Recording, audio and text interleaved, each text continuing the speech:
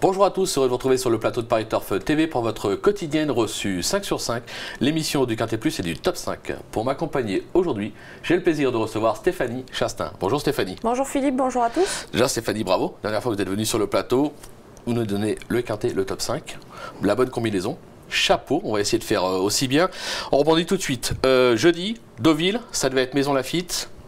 Ça sera Deauville, 3000 mètres, pas trop de différence. Des chevaux qu'on connaît bien dans cette catégorie.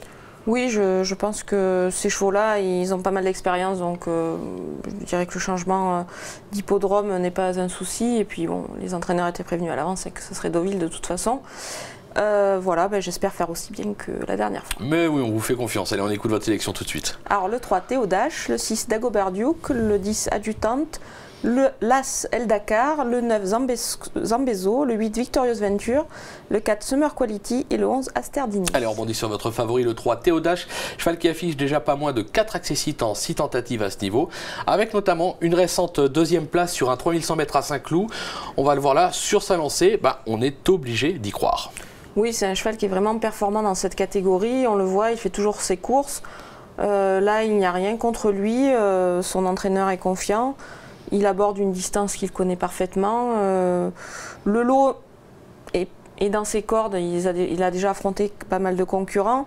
Et je trouve pas que le lot soit énormément relevé. Enfin, sur ce genre de distance, c'est jamais des gros lots de handicap. Donc voilà, pour moi, c'est vraiment la base incontournable. Après, il gagne pas. Il gagne pas souvent. Bon, j'espère que ce sera pour cette fois-là. Pourquoi pas voilà. Hein, pourquoi pas, on va lui faire confiance. Vous lui opposez le 6 Dagobert Duke, qui vient lui aussi de s'illustrer dans cette épreuve. On vient de voir, il était 3e. Il excelle donc sur ce type de distance. Lui aussi doit lutter pour un podium. Ça joue à pas grand-chose de toute façon. Non, ça se joue vraiment à pas grand-chose. Ils sont vraiment indissociables les deux. Si on met Théodache, on met Dagobert Duke, je pense que c'est logique. Après, si j'ai préféré Théodache, c'est peut-être parce que Dagobert Duke sur ce terrain-là, sur ce bon terrain, c'est un attentiste. Alors, est-ce qu'il va être un peu pris de vitesse, un peu loin au démarrage, ça risque d'être handicapant. Maintenant, il est incontournable aussi. Ouais, il est incontournable, c'est clair. On passe au 10 Adjutante, qui a fait ses preuves à ce niveau. Il apprécie la distance, sa forme est sûre. Là aussi, les ambitions sont là. Oui, les ambitions sont là. PC Boudot en selle, c'est toujours un petit atout. C'est un cheval que je pensais qu'il allait pouvoir s'imposer à ce niveau et répéter et répéter. Bon, il a eu parfois quelques petits soucis. Mais bon, pour moi, il a vraiment la pointure. Donc, il faut vraiment le retenir. Avec un bon parcours, il devrait figurer à l'arrivée. Oui, il doit figurer à l'arrivée. On va voir ce qu'en pense son entraîneur Éric Libaud, puisque Gilles Pomade l'a joint au téléphone. On l'écoute tout de suite. Éric Libaud, vous allez présenter Adjutante dans le quintet de jeudi à Deauville. Pouvez-vous revenir sur sa dernière prestation à Saint-Cloud? Oui, donc c'est un cheval qui a couru. Il a couru en deuxième position en épaisseur et toute la route. Le cheval qui est venu lui développer à 3/4 de lui, qui l'a fait tirer pendant au moins 1500 mètres. Donc le cheval n'a pas vraiment pu accélérer et c'est pour ça qu'il finit 4e, mais en croissant un peu pour finir. Oui, donc c'est plutôt encourageant ce qu'il a fait par rapport au parcours qu'il a eu. Oui, non, mais c'est un cheval, on sait qu'il vaut un quintet, quoi, voilà. Oui, c'est un cheval régulier, donc logiquement, jeudi, il devrait faire partie des chances régulières. Alors. Oui, sauf que j'ai beaucoup de chevaux qui ont les soucis de mes confrères de début d'année, là, donc il y a un virus qui n'est pas là, donc je suis sûr de rien. Ah oui, voilà. Donc vous avez cette épée de Damoclès au-dessus de la tête. Quoi. Voilà, ouais, c'est à mon tour, visiblement. D'accord. Mais sinon, le cheval, a priori, s'il refait les valeurs qu'il a fait on va avoir un Prince qui est dans sa catégorie, tout simplement. D'accord. Surtout que l'état du terrain n'a pas l'air d'avoir d'importance pour lui. Hein. Non, il va dans tous les terrains. Bon, voilà, quelques petits points d'interrogation. Mais logiquement, si le cheval répète ses meilleures valeurs, il a sa place à l'arrivée, on l'aura compris. On passe à l'As El Dakar, une femelle. Alors, elle n'est pas tous les jours, mais le potentiel est là. Elle a déjà gagné à ce niveau, ça on en est sûr. On se souvient également d'une très bonne deuxième place. C'était à Lyon-Paris sur un 3150 mètres en mai dernier. Moi, j'adore cette performance et je me dis que si elle a le bon parcours, elle peut venir lutter aussi pour la victoire.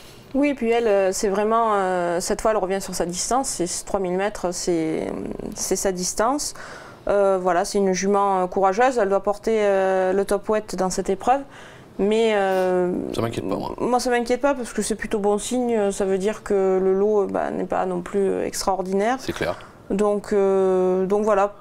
je pense qu'elle va faire sa course avec un bon parcours. Si bon, elle est cachée pas très loin des leaders, ça devrait aller. Ouais, puis c'est une Delzang, donc on est obligé d'y croire. C'est clair. Le 9, Zambezo, qui possède une grosse expérience à ce niveau. Il vient de se faire remarquer pour sa rentrée. C'était à Maison Lafitte, une deuxième place à la clé de mémoire. Alors, il s'agit de la fameuse deuxième course.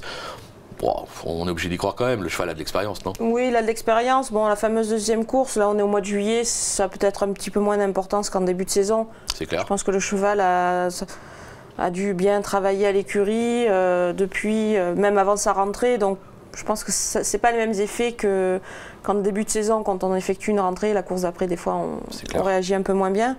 Voilà, le cheval a pour lui son expérience. Il a déjà prouvé qu'il valait un tel lot, donc tu fais partie des belles chances pour les places. Après, il faut bien choisir un ordre. Voilà. Bon, mais écoutez, il peut lutter pour la victoire. Il peut aussi lutter pour la victoire. C'est clair. Bon, on a des bases assez solides. On va se quitter avec une petite pépite dans la 7e, je crois, Stéphanie. Oui, j'aime beaucoup le 701 Sainte-Amarante. C'est une pouliche qui a montré pas mal de qualité. Là, elle rencontre un lot dans ses cordes. Je trouve qu'elle n'est pas trop mal placée dans cette épreuve. Voilà, je pense que vous pouvez la jouer au jeu simple gagnant.